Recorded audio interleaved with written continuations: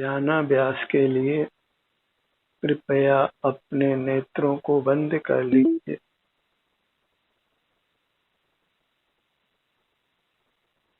नेत्रों से हम भौतिक जगत को देखते हैं और उसी से हम संसार में रहकर नाना दुखों को भोगते हैं।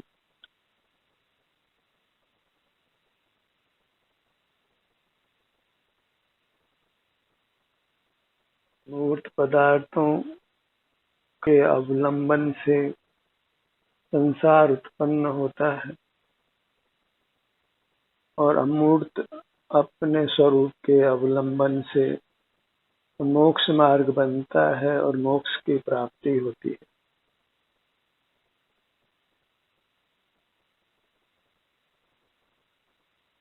बहिर्मुखता का समय कम करते जाना है और अंतर्मुखता का समय बढ़ाते जाना है। इसी विधि से एक समय पूर्ण बहिर्मुखता को समाप्त कर देना है और मोक्ष को उत्पन्न कर लेना है। जैसे बूंद बूंद करके घड़ा भर जाता है, ऐसे ही अंतर्मुखता का अभ्यास करते करते यह जीव परमात्म पद को पा लेता है। अनादि से हम मूर्त पदार्थों का सेवन करते आए हैं। बारंबार हमने मूर्त पदार्थों को भोगा है, उनको देखा जाना है। उसी से हम अब तक मूर्त से बंधे हुए हैं, अपने अमूर्त स्वरूप को प्रकट नहीं कर पाए। और जब तक मूर्त से बंधे हैं तब तक मूर्त से प्रभावित होते हैं। जलना, कटना आदि नाना दुख उत्पन्न होते हैं।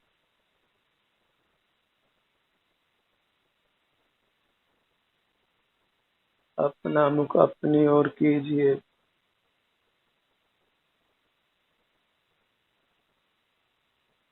हम अमूर्त हैं। सिर से पांव तक विस्तार को प्राप्त हमारी अमूर्त काया है। इसी के अवलंबन से हम स्वाधीन होते हैं,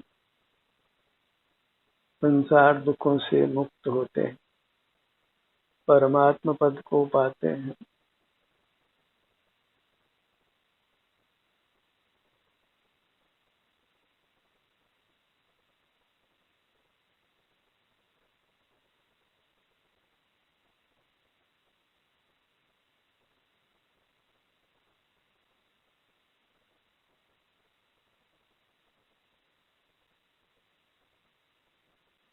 अपने सन्मुख रहना ही धर्म है।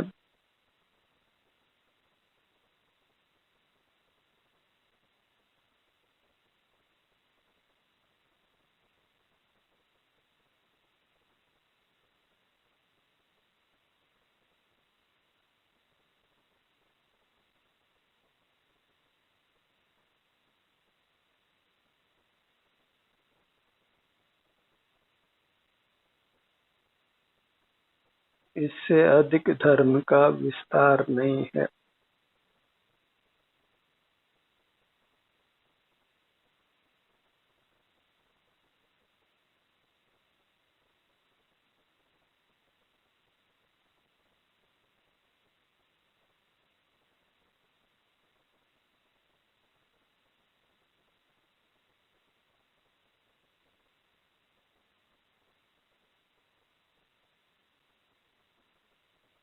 अपनी मुद्रा को लक्ष्य में रखिए।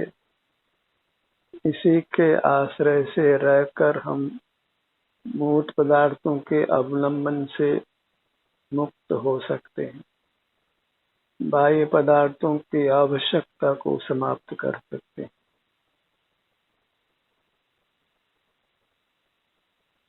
सकल दुखों से मुक्त हो सकते हैं।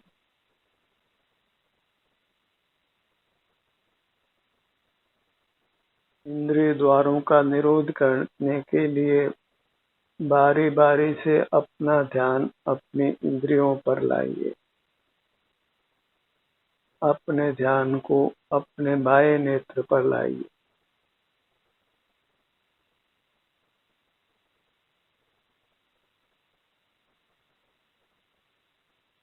प्रत्येक इंद्रिय में जो भी सुख दुख की संवेदना है उसका संभाव से अनुभव करिए। उसका कुछ प्रतिकार नहीं करना है, सहिष्णु बनिए।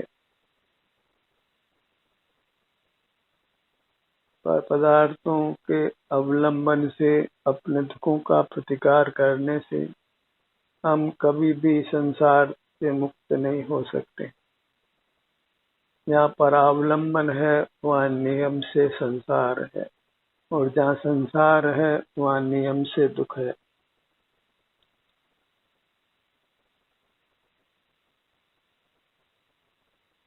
परावलंबन करने की अपेक्षा अपने शरीर में जो भी वेदना है उसको सहन कर लेना अच्छा है। जहाँ तक सहन कर सकते हैं वहाँ सहन करिए,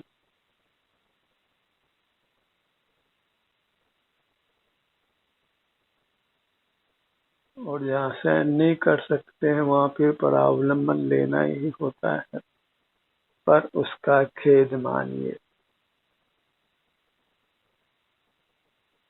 अपने ध्यान को अपने दाहिने नेत्र पर लाइए।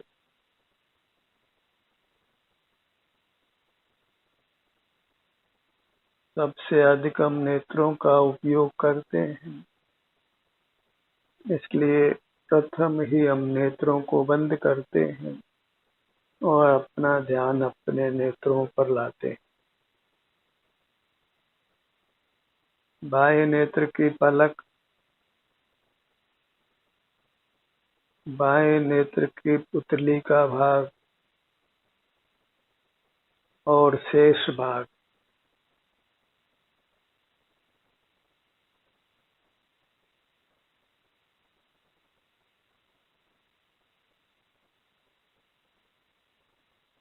बाएं नेत्र के ऊपर भौं का भाग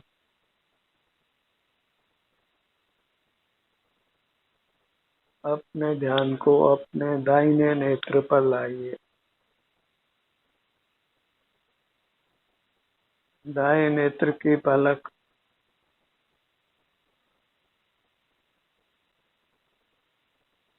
दाएं नेत्र की पुतली के अलावा शेष नेत्रों का भाग नेत्रों के ऊपर भौं का भाग अपने ध्यान को अपने बाएं कान पर लाइए। इसी विधि से हम मूर्त का अवलंबन छोड़कर अमूर्त का अवलंबन लेते हैं, परावलंबन छोड़कर स्वावलंबन करते हैं।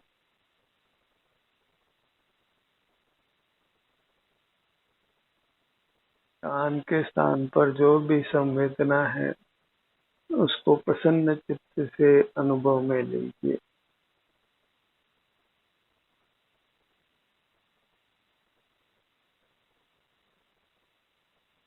अपने ध्यान को अपने दाएं कान पर लाइए।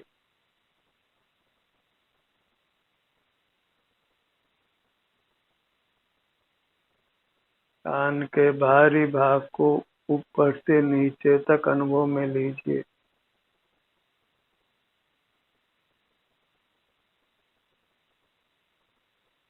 कान का पीछे का भाग और कान के भीतर का भाग, दोनों कान एक साथ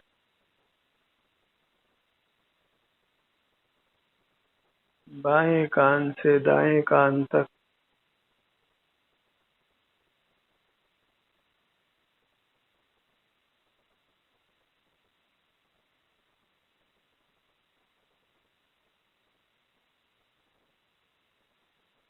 मूर्त पदार्थों का विषय करने से हमारा अहित होता है। रागादिक दोष उत्पन्न होते हैं।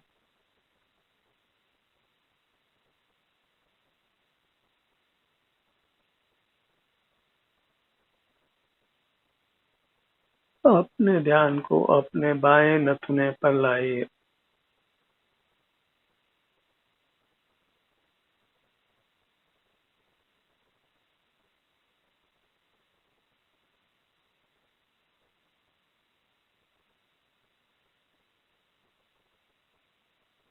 नथुने के बाहर और भीतर के भाग में जो भी संवेदना है उसको प्रसन्न चित्त से अनुभव करिए। वेदना हमारे अमूर्त अंगों में ही होती है, अमूर्त अंगों में कदापि नहीं होती। दोनों एक क्षेत्र में होने पर भी वेदना मूर्त में नहीं होकर अमूर्त में ही होती है।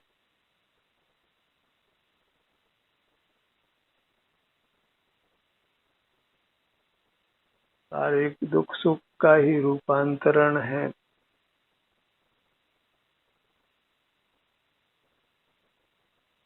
सुख गुण जो का त्यों, सुख स्वभाव जो का त्यों कायम रहता है।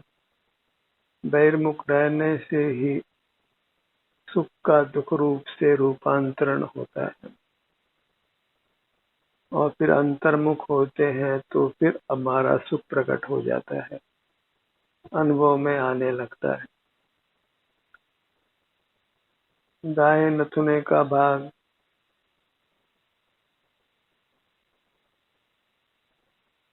बाहर और भीतर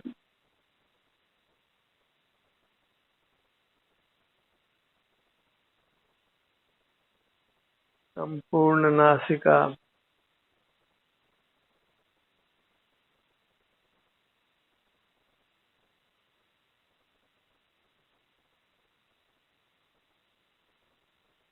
अपने अंगों के सन्मुख रहकर ही हमें सुख को भोगना है।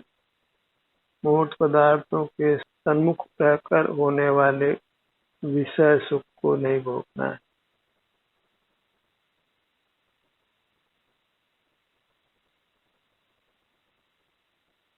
विषयों के लक्ष्य से भी दुख होता है और अपने लक्ष्य से भी वेदना होना संभवित है यदि कर्म का विपाक हो।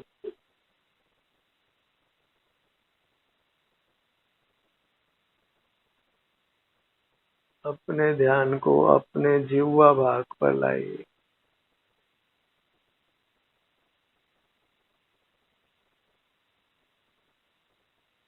आगे, बीच में और पीछे, ऊपर और नीचे, संपूर्ण रसना इंद्रिय,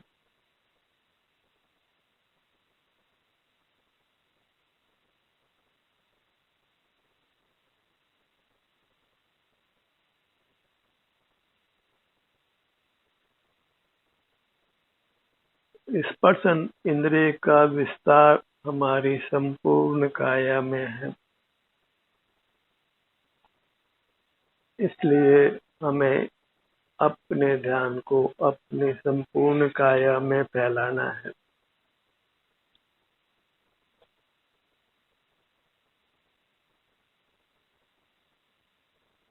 इंद्रिय ज्ञान का निरोध करने से ही यह जीव परमात्मा बनता है।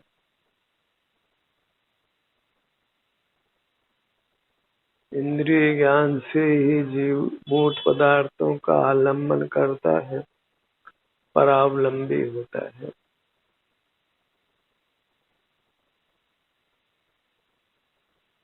और जहाँ परावलंबन है वहाँ स्वप्न में भी सुख नहीं है।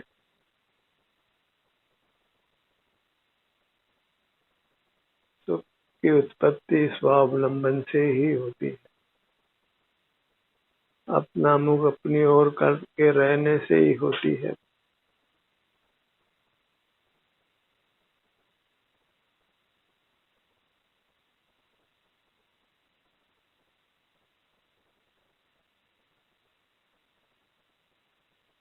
मूर्त पदार्थों के कण कण को हमने जी भर कर भोगा है,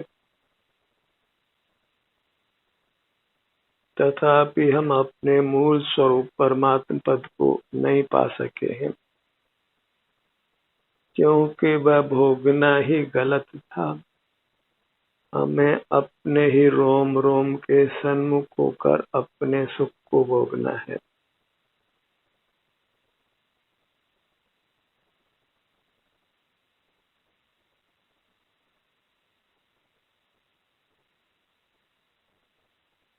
स्वपर का ही विवेक करना है।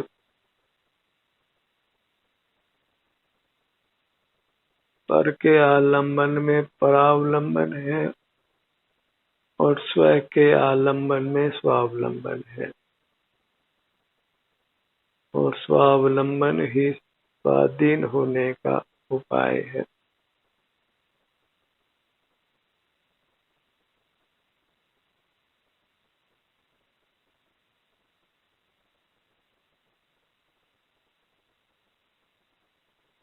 अपने अंग अंग के सन्मुख होना है और सिर से पांव तक आप अमूर्त हैं, परमात्मा स्वरूप हैं। बस मूर्त के बंधन को मिटाना है और उसके लिए अपने सन्मुख रहना है।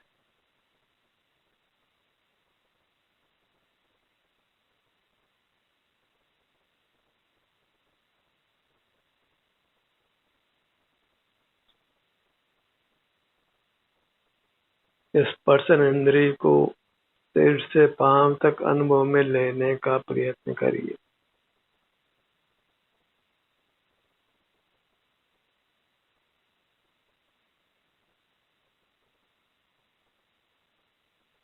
स्पर्शन इंद्रिय सबसे बड़ी है और चक्षु इंद्रिय सबसे छोटी है।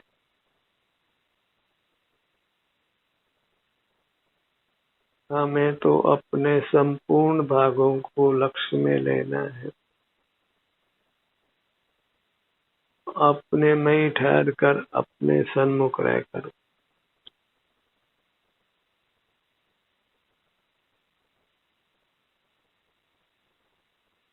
अपने ध्यान को अपनी ऊपर की सीमा सिर के भाग पर लाइए।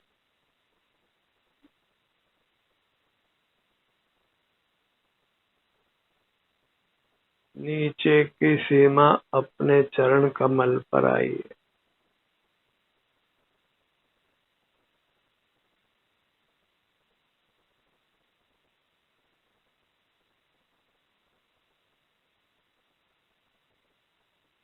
अपने ध्यान को अपने ललाट भाग पर लाइए।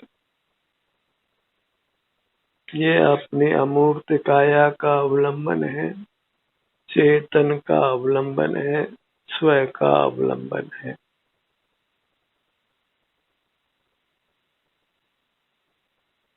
परावलंबन छोड़ने से सुख अनुभव में आता है, तो परावलंबन करने से दुख अनुभव में आता है। और जितना परावलंबन करें उतनी ही परावलंबन की आवश्यकता बढ़ती है। अग्नि में घी डालने के समान।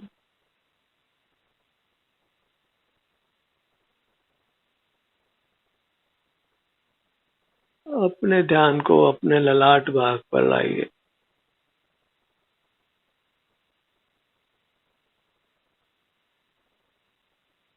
भौतिक पदार्थों का अवलंबन लेना पाश्चात्य संस्कृति है। इंद्रियों को खुला रखना पाश्चात्य संस्कृति है।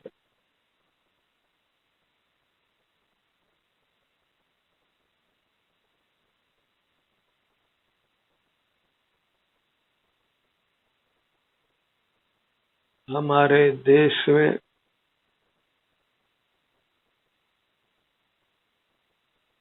पूर्व में स्वानुभव का अभ्यास लोग करते आए हैं,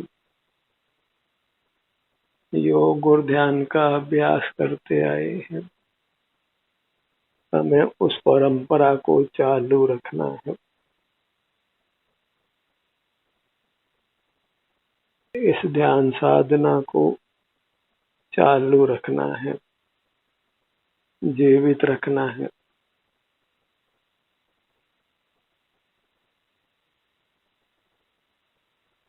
अपने ध्यान को अपने पूरे मुखमंडल पर लाइए।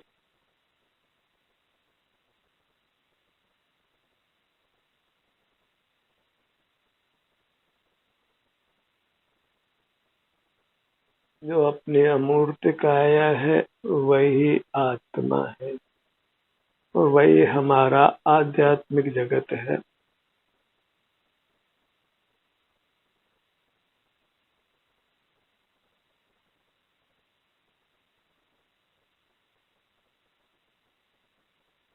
अपने ध्यान को अपने गर्दन के भाग पर लाइए।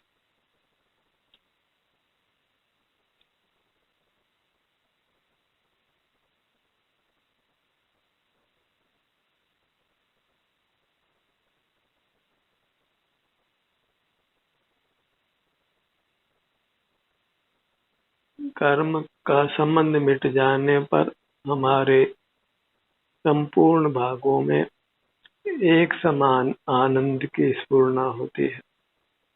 अनंत काल तक वह अनुभव फिर कायम रहता है।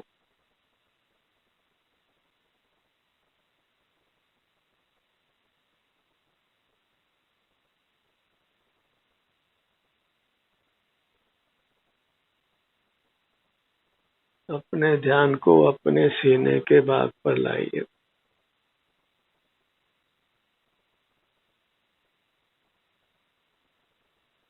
स्वाश्रय से ही मुक्ति होना माना गया है और पराश्रय से तो स्वप्न में भी सुख नहीं है।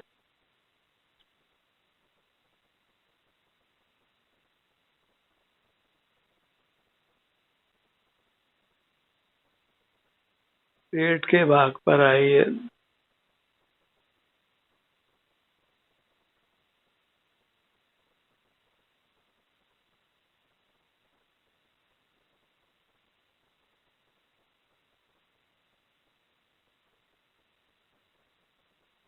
पीठ के भाग पर आइए।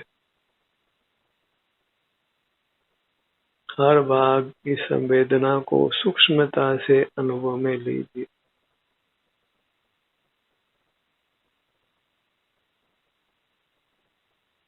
मन चंचल हो तो अपनी हथेलियों को अपने शरीर के विभिन्न भागों में फहराइए।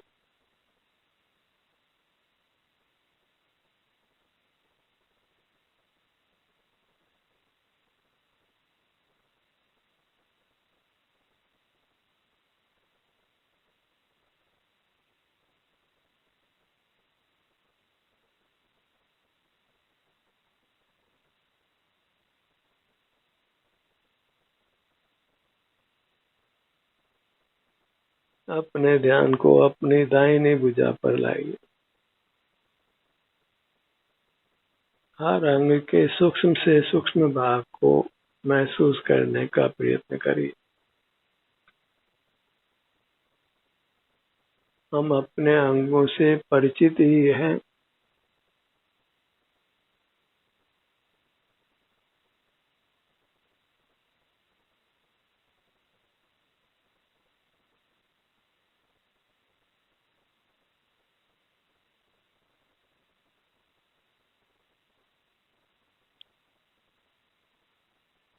अपनी बाईं भुजा, दोनों भुजाएं एक साथ अंगुलियों के अग्रभाग से कंधों तक।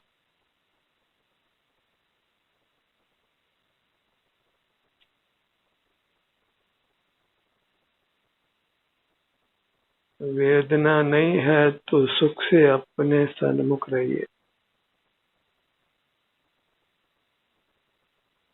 और जब हम अपने सन्मुख रहते हैं तो भविष्य में फिर वेदना उत्पन्न नहीं होती, क्योंकि वेदना उत्पन्न करने वाले कर्म को हम नष्ट कर रहे हैं।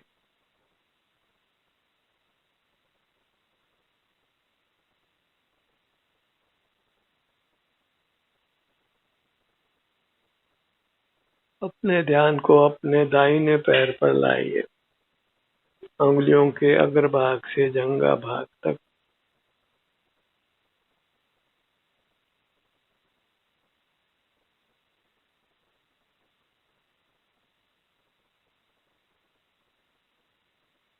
बायां पैर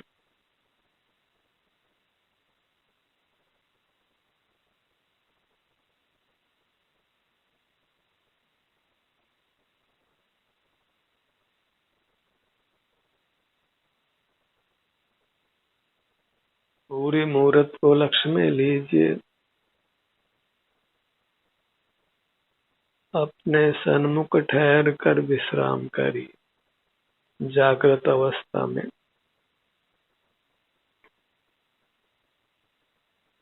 कुछ भी विचार नहीं करना है। अपने सन्मुख रहने पर विचार की कोई गुंजाइश ही नहीं रहती।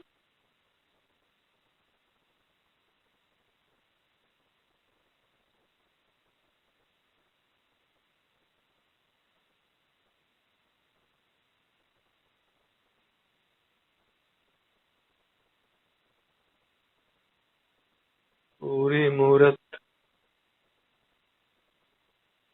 अमूर्त है और मूर्त में मिली हुई है अपने ही अनादि अपराध से।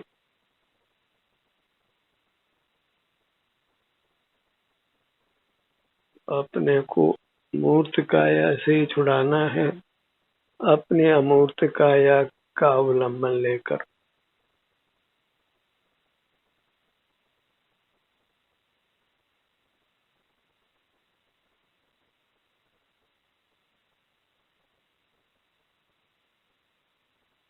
अपने सुझाव से, अपनी प्रेरणा से अधिक अंतर्मुख रहने का प्रयत्न कीजिए और बहिर्मुख का समय कम करते जाइए। ध्यानाभ्यास का ये सत्र यही समाप्त होता है। आपकी सहभागिता के लिए धन्यवाद।